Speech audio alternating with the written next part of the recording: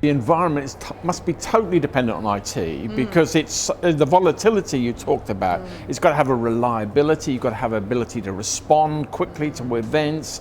All of that has to be automated in some sort of way. It's got to be 24/7 because the world's a 24/7 media cycle.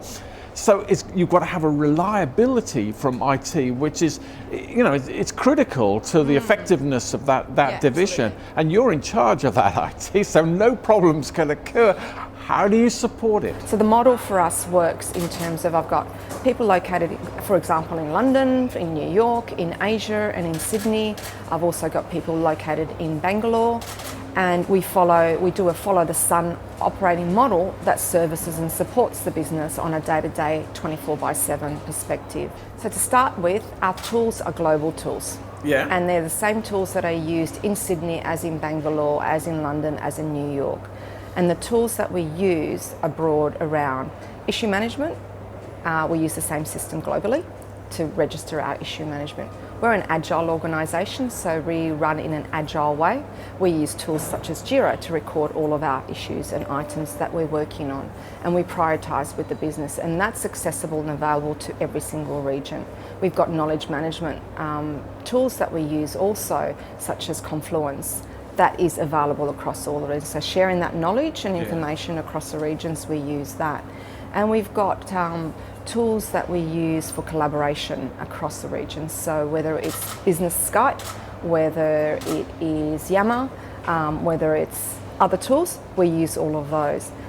But more so, it is around how the operating model is structured and how it's governed, reported on, and continuously improved, that brings all of that together. And that is having leadership that's empowered in each one of those regions is really important. So they manage and they're hands-on day to day with the teams to ensure that things are being handed over appropriately, nothing's falling through the hoops, the backlogs and things are being addressed, the priorities are in line with our strategy and with our business and so forth. So that's really important in terms of that. I do rely on my leadership quite heavily to do that. But I'm fascinated here though, Memo, because you're talking about multiple different cultures across this sort of world. I'm thinking of sort of brash, outspoken sort of Americans, maybe more demure Asian people. How does you get that sort of collaboration between people of different cultures? How do you avoid he who shouts the loudest getting all the attention? How can you sort of get people pulling together? Yeah. So to start off with, and as a fundamental basis to ensure that everyone's pulling towards the right in the same direction, is having a vision, a strategy and a 3-year roadmap that's aligned to the business, that everyone has been part of, and that is funded, and the teams globally understand it. And they usually participate in building that up, so from the ground up. That's really important, and it's communicated regularly in multiple ways so that everyone knows we're here today but we're going there tomorrow, and that's where we need to be. So that's the very first thing. In terms of cohesiveness, we have, because we run in an agile manner, we have product owners that are the business that work hand in hand with my technology teams and prioritise. So the priorities are the same globally, and because we share the same systems, that's not confused or anything like that. So there's nothing contentious there? The priorities? There is. Of course. There's always contention and nothing is perfect. But the way we deal with that is to go back to our basics. And our basics are, we have a strategy, we have a direction, we know where we're going. How does it align with that strategy? Has something shifted in the marketplace that we need to shift to? Has the priority changed from the business? And there are guiding principles into how we actually navigate and change. From a cultural perspective though, to answer your other question, having the leadership in each location, hiring from within the markets of each of those locations brings in that different culture of the local market and really teaches my team more around that culture. Generally though, I've got a multicultural team globally. I've got in excess of 20 different cultures across the team. How many all people? Over. Probably about 400, 450 people. So even this team here in Sydney is multicultural.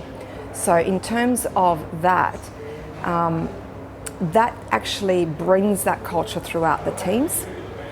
The leadership team address any inconsistencies or issues locally in each region, and the combination of the wider team brings out the culture that we're trying to drive from a CBA perspective about becoming, for instance, a simpler and better bank, and about our cultural values that we encourage and support.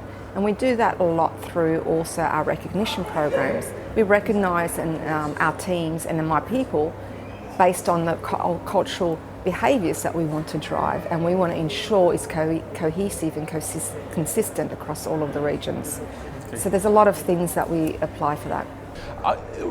You touched on the topic of diversity, and I'm intrigued at the challenge of a lady running 400 strong support team across the world, different cultures, different perceptions of the roles of women in society and things like that. How challenging has that diversity question been for you? The way I look at it as an opportunity, personally. I think the ability to put a different perspective on the table is really powerful. I think to have that substantiated by experience, knowledge, follow through, a vision, strategy, and authentic leadership, doing what you say you're going to do is quite powerful no matter what gender you are. And so usually my approach is exactly that, and I find that most cultures actually respond to authentic leadership. Yeah, so that's usually my first port of call, and I do honestly look at it as an opportunity. It's an opportunity to have a different perspective. But meanwhile, I can't help feeling that implies that you're probably spending all your life on planes, flying to different places to sort of engage with people and make them feel welcomed and wanted and those sorts of things. Yeah. How much is it dependent on a personal interaction to make a global team work, or is there a way of getting maybe champions in certain environments that help spread your message? Yeah, look, personal interaction is really important no matter what tools you use. So I do travel, but not that frequently. And the reason why I don't travel that frequently is because I've placed key leadership members within each of the regions so they're my lieutenants in those areas, to mentor, engage, support the team and the businesses and help them deal with their day-to-day issues and their development and so forth. I do a lot of, so that they tend to see me, not face-to-face necessarily, but I do a monthly all hands, which is global. And that is also on Skype, and all the teams globally, it's at odd hours of the day, but for certain areas, but the whole team can see each other too also. So whilst it's important for them to see me as their leader, I think it's even more important for them to see their colleagues that they work with on a day-to-day basis across a different region.